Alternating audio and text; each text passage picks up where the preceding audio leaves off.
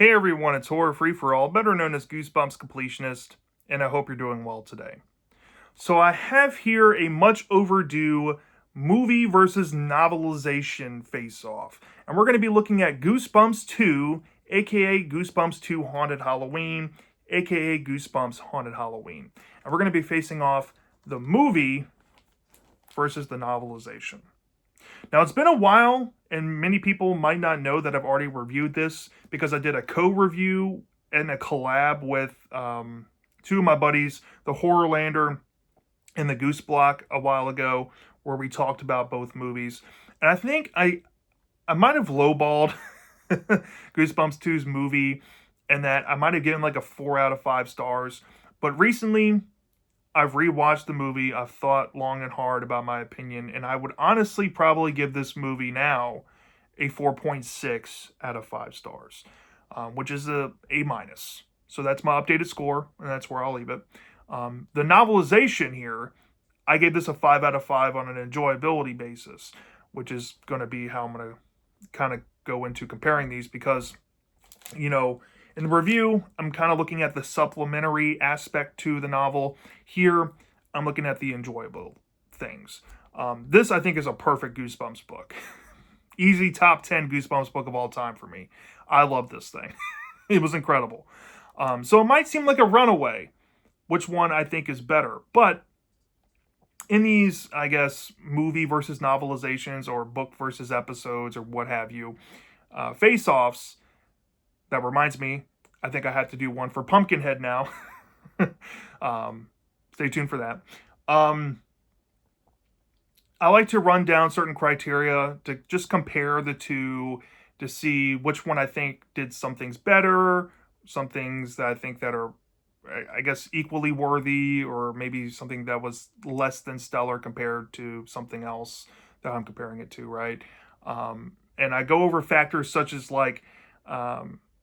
basically the characters. I run down all the characters in the medium, look over the atmosphere. I look over the plot itself, which one had a better plot. Sometimes I look at the things known as aesthetics. Here, there's not much aesthetic differences, so we're not going to talk about those, but sometimes I'll bring those up if they're important enough.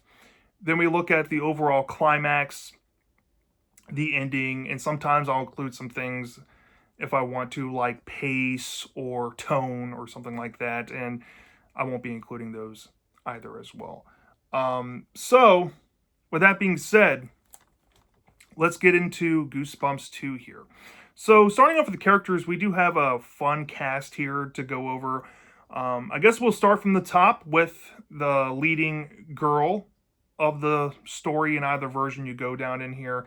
Her name is Sarah. Now, Sarah is a 17-year-old protagonist. She's on the older age skew of a Goosebumps character that you normally see in Goosebumps, period. And I have to say, Madison Iseman in the movie did a very good job at portraying this girl. She seems like she is a girl stuck in a town that she doesn't belong in.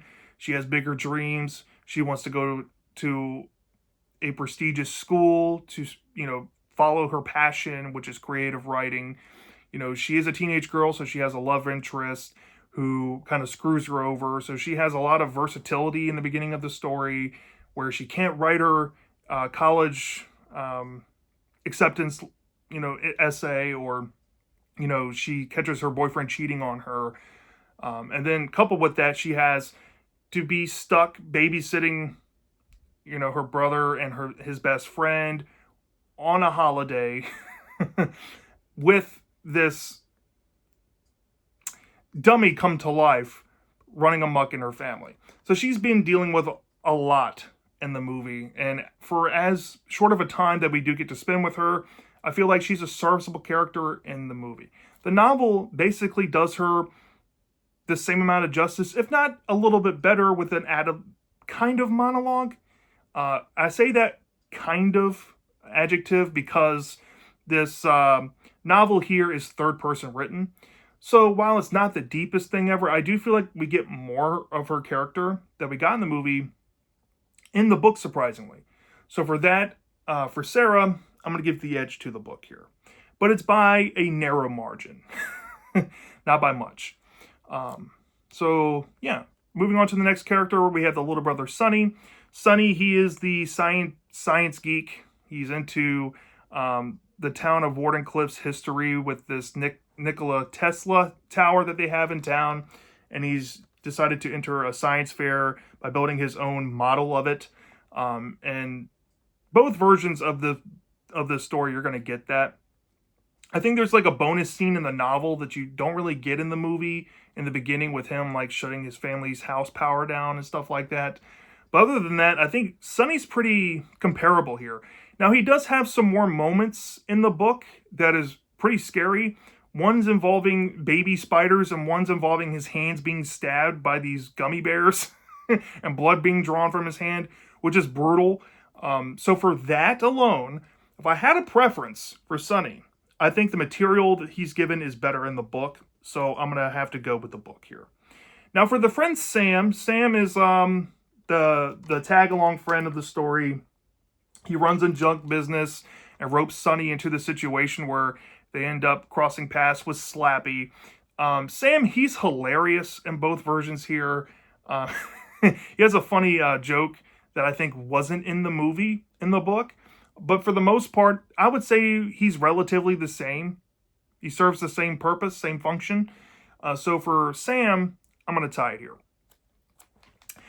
Now moving on to the side characters here for a minute. We have the neighbor, Mr. Chu. He's played by, what's his name? Ken Jeong in the movie. He is great in the movie. He's also great in the book. There's a deleted scene in the book that's featured on this Blu-ray here, where we get some extra Mr. Chu that when we got in the movie. But basically all of his scenes are in here in the book that are in the movie.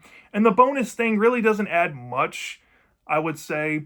But the performance of Ken Jeong is so good that in my headcanon, I was imagining him playing the character here, like I did for most of the cast.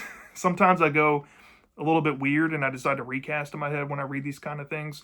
But yeah, he stayed on there, and I honestly kind of prefer the movie here for him, if only for his performance. But character-wise, for the purposes involved, they're kind of deadlocked. So yeah, that's where I'm at. For the mom, Kathy, she's played by Wendy McLendon Covey in the movie. She is pretty great in the movie.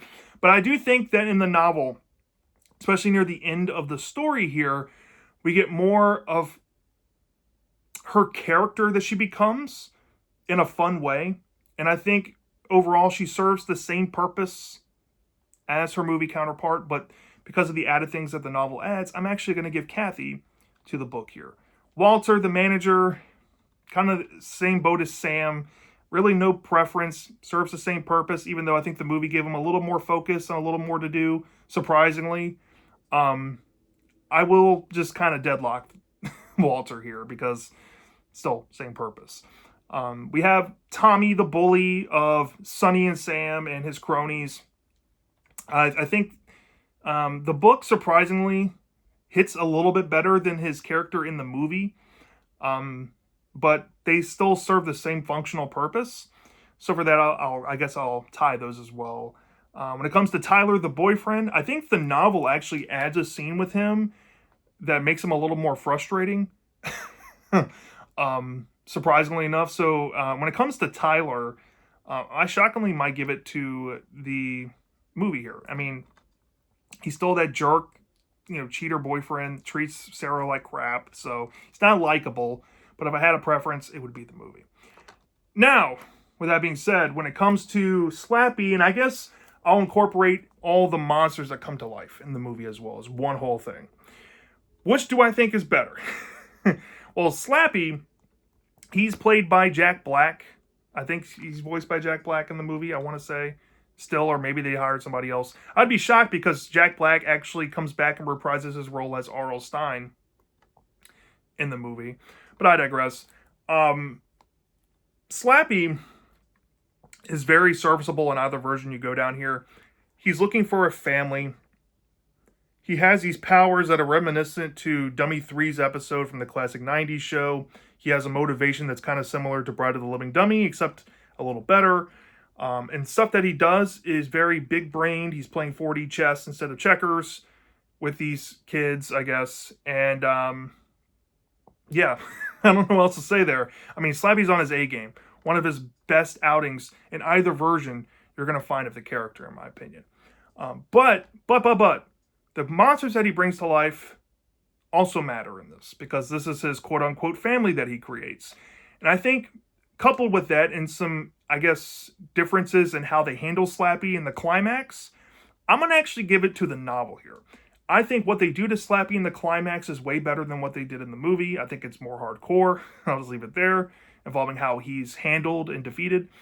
I also think that what the side monsters are able to do in the novel is more scarier. It's more cerebral. And, there's actual scenes of blood and some hair-raising scenes involving real spiders and stuff like that. I just appreciate the novel more. So when it comes to Slappy and the monsters, I'm going to give it to the novel. Now, when it comes to the last character we're going to talk about, which is R.L. Stine, played by Jack Black in the movies, it's nice seeing Jack Black come back and play R.L. Stine. Wow, that's a tongue twister. Again, right? But the novel basically had his whole point of his character as well. So for that, I mean, because the movie doesn't have too much of him anyway, I'm actually hard-pressed to just say they're kind of deadlocked for me. I don't have a preference. So yeah, that's basically all the characters we need to run down in a nutshell. So yeah, large cast of characters there. When it comes to the atmosphere, I'm going to say this up front. The book does a phenomenal job at showing the town of Wardenclyffe, going into the backstory of its history with like the Nikola Tesla Tower, setting up that everybody's getting ready for Halloween and whatnot. But the movie does a fantastic job at showing it, right? And you get that backstory and lore in the movie as well. So because I want to give the movie some flowers here and the people behind it, I'll give my preference to the atmosphere, to the movie, because it has that fifth layer going for it. It has that ability to go a little more broader with it than the book was able to. So, yeah, I'll give it to the movie here. And when it comes to, like, the overall plot, they're basically the same story here. Albeit, there's some just trimmed out scenes in the movie that were in the novel that just didn't make it here. I do feel like the novel is the complete version of the story wholesale, and the things that it adds kind of changes the tone a little bit of the events of the action. And there's even some better foreshadowing being done in the novel, in my opinion, when it comes to the plot. And I'm not going to run down the entire plot. But yeah, if you've seen both, you know where I'm coming from, I feel. So I think for the plot, I'm going to give the slight edge to the novel, if I'm being honest. So take that for what you will. Which leads us to the climax. The climax. The movie basically has the same climax of the book here. Slappy's at the Nikola Tesla Tower. He's done something to the mom, made her into one of his minions. And we see that Slappy is on top of the tower, having an interaction with Sarah and the leather-bound book that he came from. And let's say Slappy succumbs to the tower and gets yeeted up into the air. Everything basically happens the same way in the novel, except something different happens to Slappy. And it involves some incineration. I think that the climax, just for that alone, has to go to the novel. I just think that's a better idea. And yes, the cop-out ending that we get shortly after, and trust me, I'll get into the ending here. In both, there's still the loophole to buy into, I feel, because we never actually see Slappy get sucked back into this book. So for that, the climax, I'm going to give it to the book. Now, the ending, there's a twist ending, after the resolution and the kumbaya happens with the family. And, we find out that, Sarah got into Columbia and, Sonny gets more confidence with his science and stuff like that. After that, we get a twist ending with R.L. Stine writing a new Goosebumps book, and Slappy possibly comes out of the ether. It's essentially done the same in both versions. So for that, I really don't have a preference. So I'm going to tie it here as well. With all that being said and done, which one do I think is superior? Do I think the movie here is superior or the novel? This might shock a lot of you because I've been a hardened defender of Goosebumps 2's movie for the longest time. But I have to say, this was the first time I've read Goosebumps Haunted Halloween's movie novel ever. And I just think that this novel was able to do the story in the most purest form it was able to do. And I think that what it added to it just improved the movie for me. It took off the kitty gloves further, added some a little more stakes, a little more hardcore elements to the story, which was already a fantastic slappy story. And it just made it a home run, in my opinion. Everything that it was able to do in the novel just kind of outshined the movie for me. I don't think anything less of the movie. I just think that the novel is just the best form of the story. So for that, I'm going to have to give it to the novel here. And it's by a considerable hair. I still love both. I highly recommend that you do watch the movie before you read the novelization. So that way you can appreciate the novelization and what it adds to the story. But it also can help you not take anything away from the movie if you watch the novel first. Now, if you try either way first, it doesn't really matter. But if you do the novel first, I recommend that you watch the movie immediately after. Okay. So that being said, yeah, that's just my thoughts on Goosebumps 2, aka Goosebumps 2 Haunted Halloween, aka Goosebumps Haunted Halloween, movie versus novelization. Let me know down in the comment section if you've experienced both. Which one do you prefer? Do you prefer the movie? Do you prefer the novelization? I'm dying to know. And I'll see you next time.